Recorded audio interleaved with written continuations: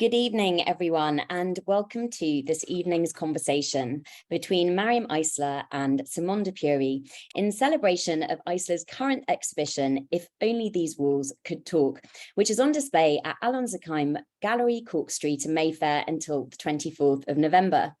I'm the founder of the Wick, Katie Wick-Remsing, and the Wick is a hub to connect the culturally curious and also to celebrate diverse stories from the art world. So London-based photographer Maryam Eisler is the focus of this evening's conversation. Her work centres around themes of the sublime feminine, and she's had fantastic exhibitions with Tristan Hoare and Linley here in London, as well as at Harper's in East Hampton, Richard Taittinger Gallery, New York, Photo London, Eye of the Collector, and many more. Her recent exhibition focuses on the Hôtel Nord-Pinus in Arles. This is a new series both inspired by and paying homage to Helmut Newton, who took the iconic photo of Charlotte Rampling in Suite 10 at the hotel. So it seems fitting then, having worked prolifically with the estate and representing Newton, as well as enjoying a long-lasting friendship, that Simon de Pury is going to be in conversation with Maryam this evening. Needing little introduction, Simon de Pury is an auctioneer, art dealer, curator, and DJ. He's been named the Mick Jagger of auctions because of his legendary performances, and his extensive in-depth knowledge of the global marketplace is unrivaled. He's an international auctioneer and art advisor, and he's championed the career of many artists, photographers, and designers. So the two are going to be speaking for the next 25 minutes or so, and then we're going to be opening up the floor to questions. So Simon, I invite you to take a stage tonight, not as auctioneer, but as questioner, and I'll be leaving you both for a short time and then bringing back in questions from the audience. Thank you both so much for your time and for joining. Thank you so much, Katie, for getting us all together. We are together thanks to technology, because you, I believe, are in London. Maryam is also in London, but not with you. And I'm sitting here in New York in early afternoon. And I am thrilled to have this opportunity of having this conversation with Maryam Eisler, because I have been admiring her work for quite some time and her evolution as an artist.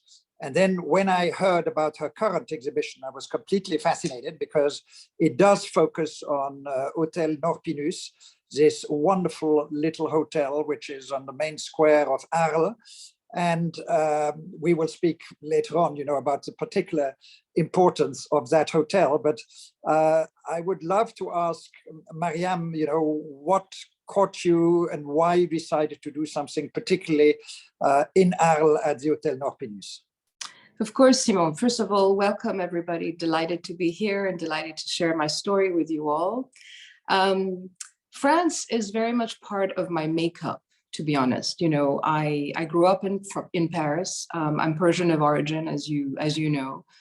And we left Iran just during the revolution and moved to Paris. And I spent a lot of time in Provence and in Arles as a child, with my family, and later on. And also growing up in Paris, as you know, in the 70s and 80s, Charlotte Rampling was a really, really big figure. She was really considered almost the epitome of beauty and aesthetics. And in particular, that image that Helmut Newton took of her in 1974, which happens to have been taken in suite number 10 of the Nord-Pinus Hotel, is something that really sort of permeated my brain and my mind as a teenager. For some reason, it was an image that was very present in French culture as I was growing up. So as my photographic career sort of evolved and images kept, mumbling and humbling in my head, this one image always took sort of some degree of priority. And I always thought, how wonderful, what a dream it would be to be able to have access to the sacred space, which is the Nord-Pinus, and be able to sort of have my own dialogue with the space, my own perspective on things. And eventually I managed to do it, almost 50 years later, with a great deal of responsibility, I have to say. I didn't do this lightly. To step in the footsteps of Newton, it's not a light matter, and I did not take it lightly. So I did it with great trepidation, but with a great sense of excitement. And here we are today, with an exhibition at Alon's. I must say the result is really fascinating and exhilarating. I love what you've done at the Nord-Pinus, and you've took inspiration of a place which is, of course, heavy with its glorious past, and Yes. yet you created completely your own original narrative, your own original work based on against that background. And I'm so fascinated what you said about the Charlotte Rampling image, because my love story with Helmut Newton started exactly for the same reason. For the very first time, I saw the photograph of Charlotte Rampling sitting nude on the edge of a table. I didn't know that that photograph had been taken at the Nord-Pinus, but I then checked who was the name of the photographer who had done it, and I saw that it was Helmut Newton. And then ever since, every time I saw a work of Helmut Newton, I was madly in love with the work. And based on that, I tried to meet him. And when I met him, I fell in love with him and his wife, June Newton. Mm-hmm. And so it was also always my dream to go to the Hôtel Nord-Pinus. I did go a few years back, and not knowing which was the magic room in which this photograph was taken, I booked a room, and I ended up in room number 15, which had strictly nothing to do with where the Charlotte Rampling photograph took place. So I was very disappointed. I kept asking the concierge, when can I have a look at the room in which the Rampling photograph took place? Cut a long story short, I had to wait 3 days for the occupant to finally move out. And then for a short time, I was allowed to walk in. And to my amazement, the room was unchanged with one exception. For whatever reason, the table disappeared. I don't know why the table was no longer there. Yeah. And so in 2012, 8 years after Helmut Newton passed away, a big retrospective took place at the Grand Palais in Paris. And I was then asked to have a public conversation with Charlotte Rampling. We had that at La Pérouse, the great restaurant in Paris. And I asked her, you know, what does this photograph mean to you? And then she said, well, I was never as nervous in my life before, because it's the first time ever that I posed completely nude for any photographer. And Helmut had told me himself that he had been incredibly nervous before that photograph, because it's the first time that he asked a model to be completely nude for a photograph he would take for her. So it was a kind of double first. Yes. And that double first created that iconic shot. And they both loved it so much that some, I think 10 or 20 years later, they redid this same shot, the same position, this time in the apartment of Helmut Newton in Monte Carlo. And anyway, so when I saw what you did in that very same room, it's absolutely amazing. And you did not try and replicate in any way what Helmut Newton did. You created something completely different, but yet something utterly magic. Well, thank you very much. I actually found the story of Charlotte Rampling quite amazing, because I guess she was filming the Caravane de Vacarès when he came down, and her agent told her that he's coming down, this very famous photographer is coming down to shoot her for Playboy magazine. And she said, well, I don't do nude, as you said. And she got convinced. They had a nice rapport. And what was interesting is that the image that became the iconic image of her sitting on that desk is not the image that was shot for Playboy, because the image that ended up in Playboy is just her from the back.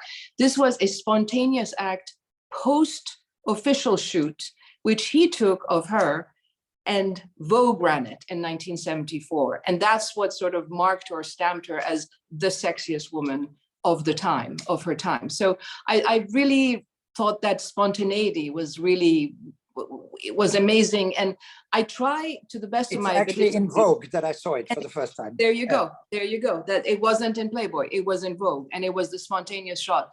And I try to a large extent to kind of bring in that element of spontaneity in my own work as well. It's not overly staged. I don't overthink it. I don't use, lighting or assistance, or, I like to move around. I like to have a dialogue with the sitter. And I also tend to pretty much uniquely work with dancers, because I love the way their body dynamics and the musculature, the way, the grace with which they hold themselves. It's a very different story from just a regular sort of fashion model, if you may. It's got more soul in the way that they carry themselves. So the spontaneity factor, I think, is really important. And when we were doing our version in the same suite with the same console and the same mirror, there really was an element of game and play and a lot of dialogue between the sitter and myself, and we just played, basically. That's basically what we did. And hopefully the result, as you very kindly said, I was in no shape or form trying to replicate the matter. And I was just taking my own perspective on the theme, which I've been exploring, frankly, for the last 8-9 years since my work became public, which is the theme of the sublime feminine, effectively. So, showing women all her might and all her beauty, both physical and intellectual. Yes, well, the result is spectacular. How did you choose the two models that you've worked with for this series of works? So as you know, the series is the theme and the story is very much anchored in the 70s. It's a decade that I have always had a lot of affinity with. I grew up in the 70s as a child. I was born in 68, so you can make do the calculation for yourselves. It's a decade that spoke a lot to me in terms of its free spirit, in terms of its aesthetics, the interiors, the design, movies that I can think of. And so in terms of the icons of beauty, especially in France, that I was thinking of, obviously Charlotte Rampling was one, but the other two that really played a big role in my sort of choice of models was Catherine Deneuve, very classic beauty, who was also, as you know, photographed by Newton on numerous occasions, and Brigitte Bardot. And for me, these two ladies, who are both English roses, actually, India and Sarah, one very much resembles, in my view, that sort of classic beauty of Deneuve, and the other one has a Bardot-esque, appeal to her. So that's how I chose them. And in addition to the choice of models, there's also a choice of, I actually sat down, believe it or not, for hours and made a 6-hour reel of music, of French music from the 70s, which plays actually at the gallery as people go around and look at them, look at the images. And it's also featured very much in the catalog through a QR code. So really, I was trying to, the best way possible, encapsulate a moment, a decade, a spirit, which it's a decade that I guess, there's an element of nostalgia, there's an element of melancholy, there's an element of looking back at my own childhood in a sense, but it was a very happy decade on many levels. And so, yeah, so that's basically, in a nutshell, a little bit the choice of location and the choice of decade. I didn't know that there was a soundtrack to it, so that makes it even more exciting. Exactly. And so is it also available on Spotify, or? It's available on Spotify, absolutely. The QR code, which is in the catalog, and which I can share, of course, with everybody post session, sends you off to Spotify. It's about 5 hours, yeah. I definitely want to listen to that soundtrack. It will, of course, bring back lots of memories, because the 70s was a key decade in my way back. And when you mentioned Catherine Deneuve and Brigitte Bardot, these were, of course, the two feminine ideals growing up. And particularly Catherine Deneuve, I had a total obsession for. And so I didn't know that they had been your main inspiration in the choice of your models. I think you chose your models extremely well. And what I'm interested in is you grew up, you were born in Iran, and then you moved to France when you were 10 years old, and you have really a very distinguished career in so many different areas, because, ArtNet has described you as one of the 100 most influential and powerful women in the art world. You have written many books. You have written for Vanity Fair. You have written for Harper's Bazaar, for Canvas magazine, Art and Auction, etc. Also, you have been an executive at L'Oréal and at Estée Lauder. You're a trustee of several museums. You are on the International Council of Tate Modern. You are on the acquisition committee for Middle Eastern and North African art, etc., etc. I mean, I didn't pay you, Simon. No. To PR me in this way. If I was to go on mentioning all the things that you have done, it would take me a lot of time, and it would fill most of the time allotted to us. But what struck me when I had the pleasure of meeting you in person is that your total main passion is really photography, and that's you are not somebody who has done many other things and does kind of photography in a dilettante way. You are truly a fully fledged artist, and photography is your medium. And I think that's what comes across so strongly with this body of work, which for me is my favorite body of work of all the exhibitions you've done so far. And so I would like to know at what age or how did your particular love for photography start? The love of photography, believe it or not, started very young. I mean, I remember going to the Pompidou in Paris, and I saw a Man Ray exhibition, and I must have been 11 or 12 in the early 80s with my mother, effectively. And it really did something to me. I remember that moment. It really marked my soul in a very significant manner. And following that, that was one of the negatives of a revolution is that you lose your country. One of the positives of the revolution for me was growing up in Paris and having access to that level of culture. Every weekend with my mother, we would do something cultural, whether it was the galleries or the museums, and somehow I always remember asking to go to photographic museums, museums that would show photo, basically. That was something that really attracted me a lot. And over the course of my life, as a child of the revolution in Iran, I guess I never allowed myself to kind of opt for an artistic route as far as my career was concerned, because I felt that, everything was taken away and that I had to sort of make a living that was solid. So, and I remember clearly my father saying, you are going to become a tax lawyer. And I said, maybe a lawyer, but why, for God's sake, a tax lawyer?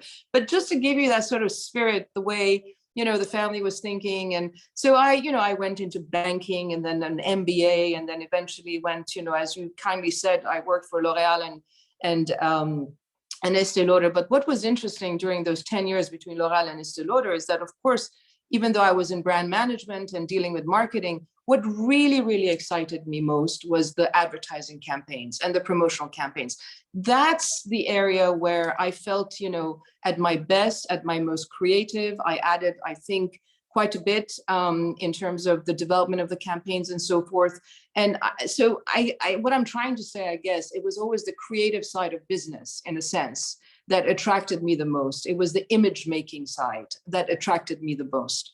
And I was just so glad that eventually when I left my career at Estée Lauder, I had some time when I had my children to kind of sit back and think about what it really was that I wanted to do. And that was a time when I had time to actually spend time, within the arts, effectively. As you said, I wrote a few books. I visited a lot of studios, spent a lot of time with artists, 500 studios, I think I saw in about 4 to 5 years. So I think all these conversations, the image making, informed me. I had my own education on the ground, effectively. And it was always photography that attracted me the most. And throughout all that time, I was taking a lot of workshops. I did Brooks Academy. I did, art schools here, the School of Black and White Photography in London for many, many years.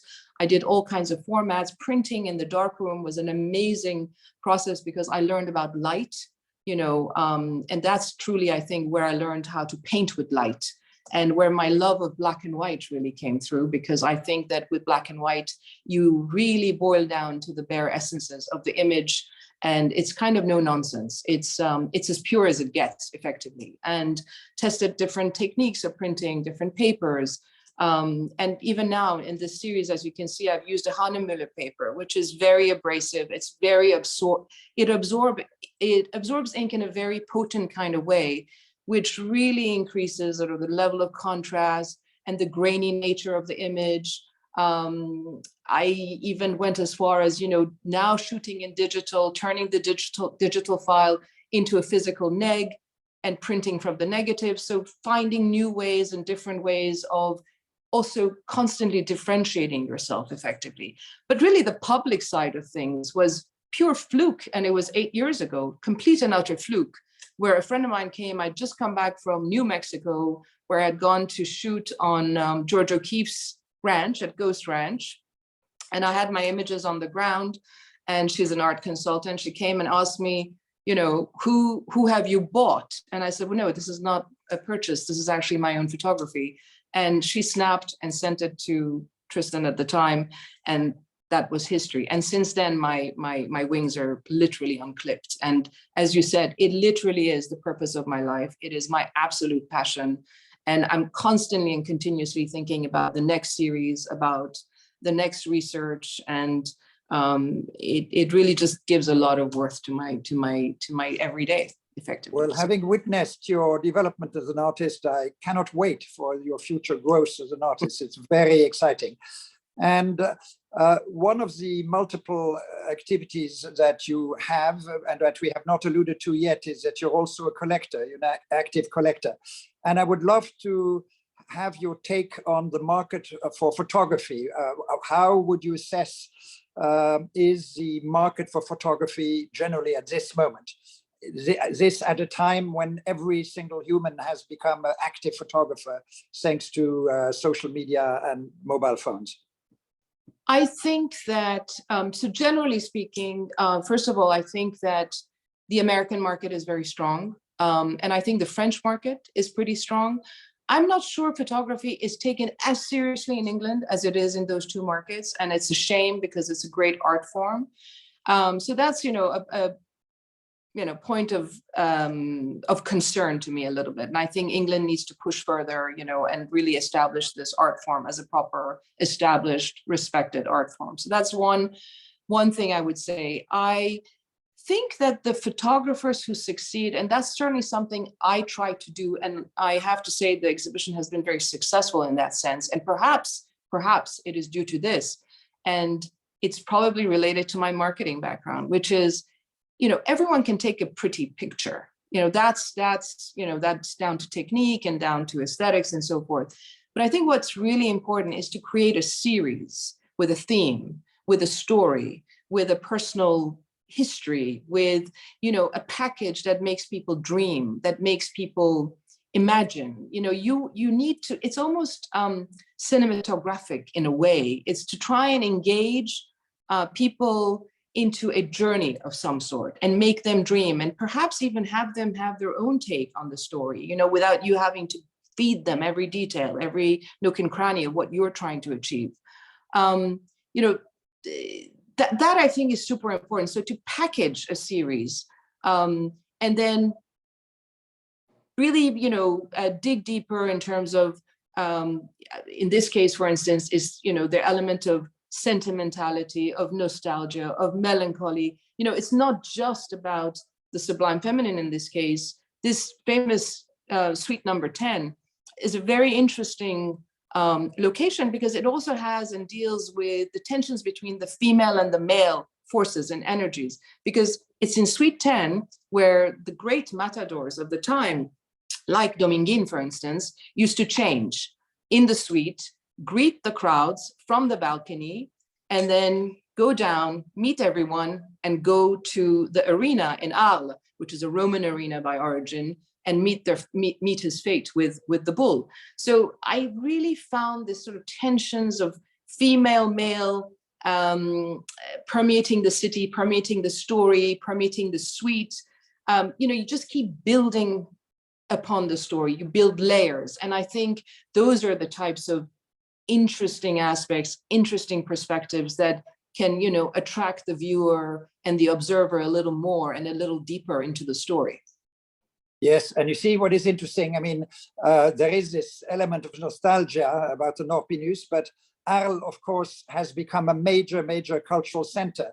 Exactly. The Nord-Pinus actually belongs to Maya Hoffman, who is the benefactor of Arles, because the Luma Foundation has its headquarters in Arles. Frank Gehry has built the tower, which is only one of the many buildings of the Luma Foundation. Also, thanks to Maya Hoffman, there is the Vincent van Gogh Foundation that has opened in Arles. And of course, the photo festival that takes place every summer in Arles, but now Arles has become a must cultural destination all year round, not just in the summer. That's and right.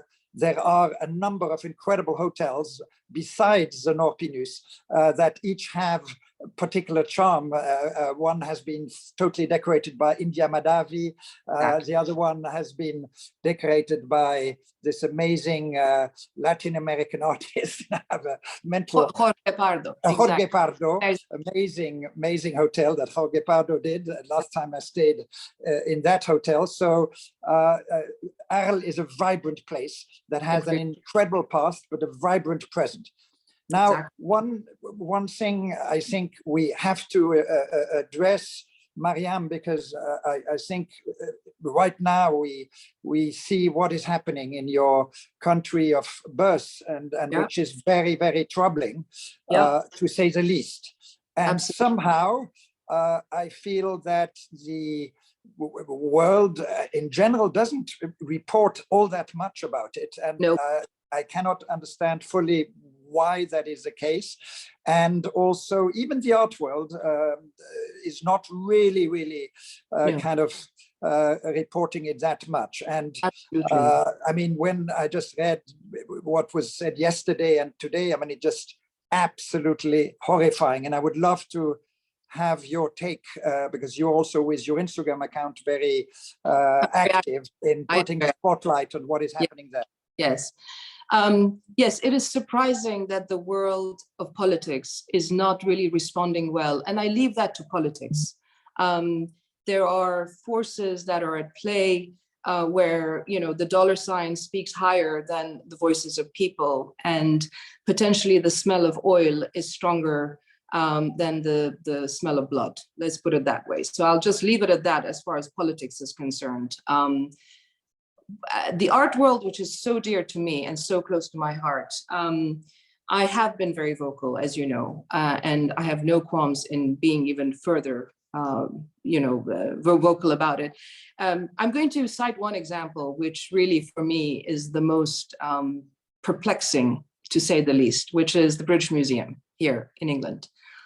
The British Museum has within its four walls, and it wasn't exactly gifted to them, the Cyrus cylinder, which is probably considered by all mankind to be the reference point of human rights. It's the canon of human rights by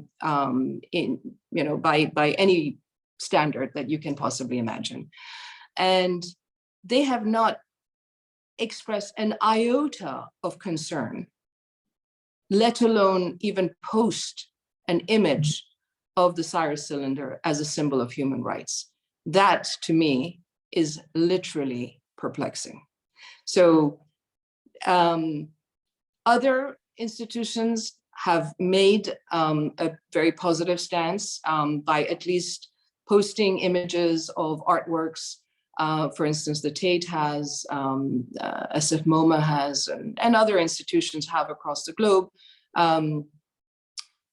using artwork of contemporary artists and modern artists that they own. Shirin Neshat, being one, has been extremely vocal, and she is owned by a lot of these museums. Her artwork is owned by a lot of these museums, and I think she's a pretty good example of a woman. Now, what I am so proud of, and really just in awe of, is the power, the sheer courage, the power of the women of Iran. Because let's not forget that, this is not about reform, and this is not about the hijab. This is about a very, very deep desire to change the system. And it is a revolution. It is not a reform. We must absolutely continuously stress this point. A lot of politicians are referring to this as reform, as a desire for slight change. Absolutely not. There is an absolute desire for radical change. Perplexing that men of God are perpetrating such level of violence and absolute horrendousness that's going on. And you see it. If you go on some of the Iranian news channels, you see the level of violence and bloodshed that is taking place. So, I think the word is getting out. And I also think that is a revolution of social media. And so bringing it back home towards the image has been incredibly potent during this revolution. Had it not been for the image used in social media, the woman from behind, tying her hair up, ready for combat.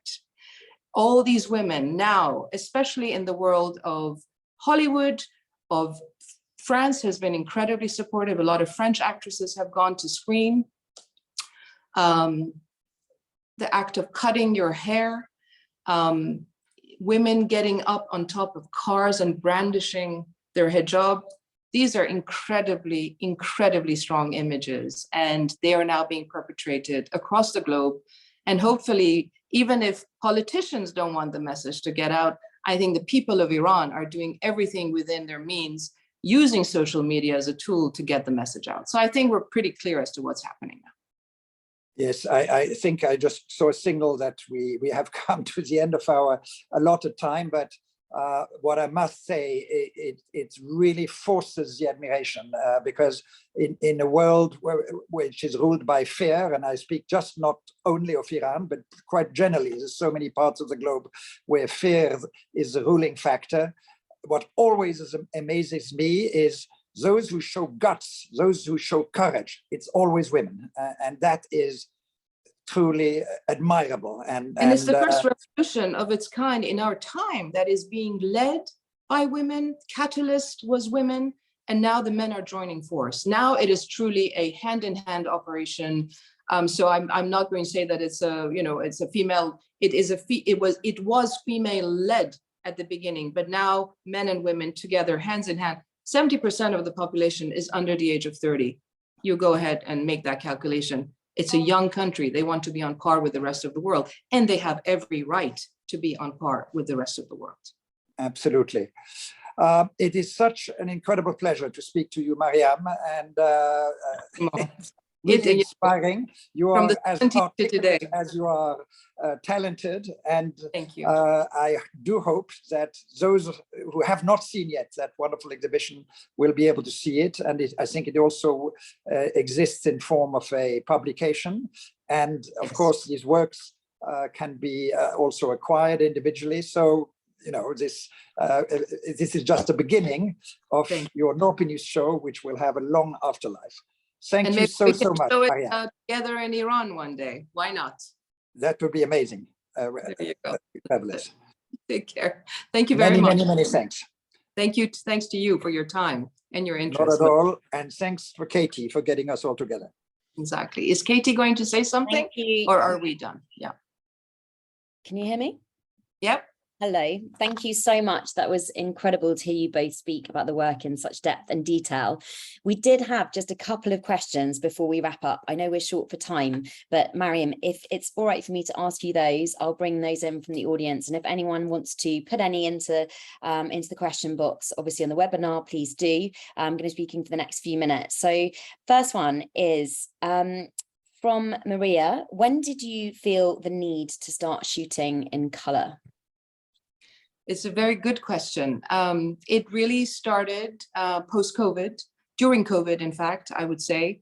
I think during COVID, when we were all sort of, incarcerated in many ways, physically speaking, within the four walls of our homes or our apartments, private spaces, I think there was this huge realization, that how easy it is for your regular sort of life, the color of life, nature, all of that to be taken away from you. So the very first moment that we had, in my personal case, I had an opportunity to leave England, that we were able to travel, and I went to Italy, actually. I don't know why I chose Italy, because I guess it's a symbol of life and color and good times and all that. I went to Capri, and I went to Capri actually at a time when you don't normally go to Capri. I was in Capri at the end of September with two girlfriends, and it wasn't at all with the purpose of photographing whatsoever. It was actually with the purpose of just breathing nature, breathing air, fresh air. And I was so taken by the colors of life, the colors of nature, the color of space and place, and the rocks, and the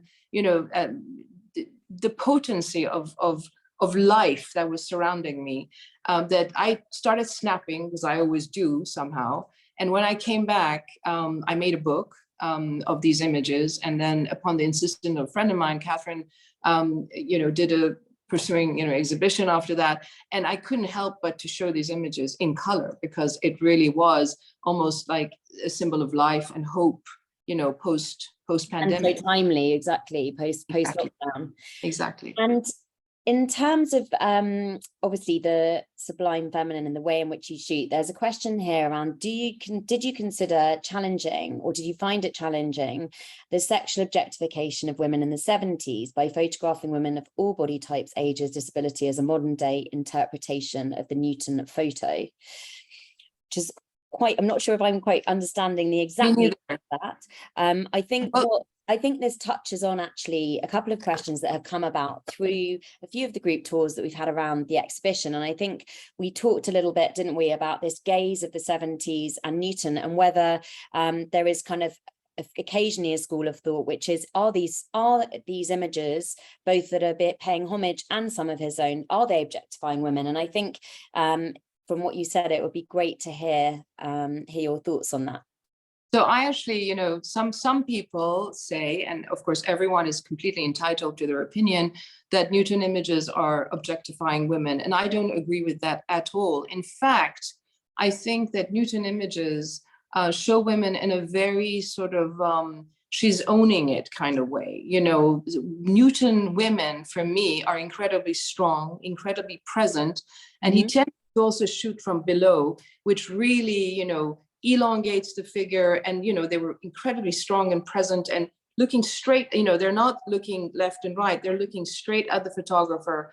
And I think they were very powerful. I really do. So I don't see Newton as an objectifying photographer in any shape or form. Perhaps his gaze is more male than mine, and I think there are differences as far as male gaze and female gaze are concerned. Perhaps he's more overtly sexual in a way, what I tend to do. And I would tend to say that what I tend to do is more sensual in nature. It's a softer approach to showing the beauty of woman, her physicality and so forth. But in my case, as I've mentioned to you before, Katie, when I look at the woman's body, it's not so much the bare aspect or the nude aspect or any of that. I just look at a woman's body in terms of its curvy linear form. I see shapes, I see geometry. I often refer to, our body architecture and body geometry. And I tend to sort of, whether it's in big nature, like in New Mexico or Iceland or Provence or wherever I've shot in before, I tend to sort of create these tensions and these contrasts between the figure and the environment in which I'm, photographing that figure. Interiors too, like, the architecture of this hotel is very, very interesting. And the concept of the courbe, it's a French word, which is curve. Now, courbe can be applied to a woman's body, but in the French language, it's also very much applied to architecture. So I played a lot within my images at the Nord-Pinus, between the marriage and the tension between a female body and the architecture of space and place. Yeah. And if I may add to I was going to say, of... Simone, having worked with the work yourself, what would you say to this idea of the lens and Newton's view? Having curated an exhibition for the 100th anniversary of Helmut Newton with 100 works at Newland's house in Petworth, and I can only tell you that this fortified exactly what Maryam just said. Helmut Newton loved strong women. The women in Helmut Newton's pictures are no pushovers. It's constantly the exact opposite. They are really strong, affirmative women. And this is so obvious when you see a lot of photographs of his side by side. And in fact, June Newton, the wife of Helmut Newton, was one of the strongest women I have ever known. And in fact, he worshipped strong women, and I think it's an homage to strong women. I do, however, agree to, of course, what I find very interesting is the difference between the male gaze and the female gaze. And I think that Maryam has very well explained the difference between those gazes. Yeah, and I think Maryam and myself actually have been to the Newton Foundation and read up lots on June, so really familiar with that. And I think it's worth probably mentioning, which has come up in a few of the conversations around this exhibition, this idea of time and the lens and where we are on a socio-political level when we're looking at imagery, because so often that affects how we are perceiving it. And I think some of the debates and conversations around body image, females, body architecture have shifted quite significantly from that era. And that leads me to probably one of our last appropriate questions to wrap up on, Maryam. We've had some questions internationally, straight in from Venice and other territories. Wow. Of where to next? You obviously have a fascination with many different areas, Western and Madati and many more. So is there anything you can tell us about your next projects and where they will be? I have a few ideas. I'm not entirely sure yet. I'm very attracted by the desert.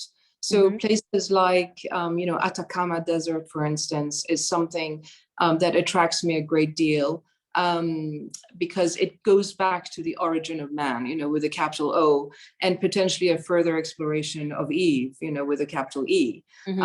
So those types of environments really are of great interest to me. So we see, we can, I just found out about the White Sands National Park in America, which is just pure white sand, and you would never even imagine that it's in the US, but, it's, I think I'm sort of seeking a little bit direction in that, type of environment, that type of nature, big nature potentially. Or, I'm reading a few books at the moment, so it depends what's going to strike my fancy, whether it's a piece of poetry. That's often how it starts, whether it's literature or film. There's Il Gattopardo, the leopard, the film from the 60s, which really is of great interest to me. So perhaps, I'll follow in that footstep, we'll see what happens, but I'm working on it. And excited to start something new in the next few months, basically. We will be waiting with a bated breath. Exactly. Thank you. On that note, that seems an appropriate note to wrap today's conversation. So Simon and Maryam, thank you so much for your time. Thank you. And it's been fantastic having you both. And thank you everyone for joining. And so please do go and visit the exhibition. It's obviously on Alon Zakaim Gallery until the 24th. So still a little bit of time to go and view the works. But have a lovely evening, everyone, and we'll speak to you soon. Thank you. Bye. Bye-bye. Bye.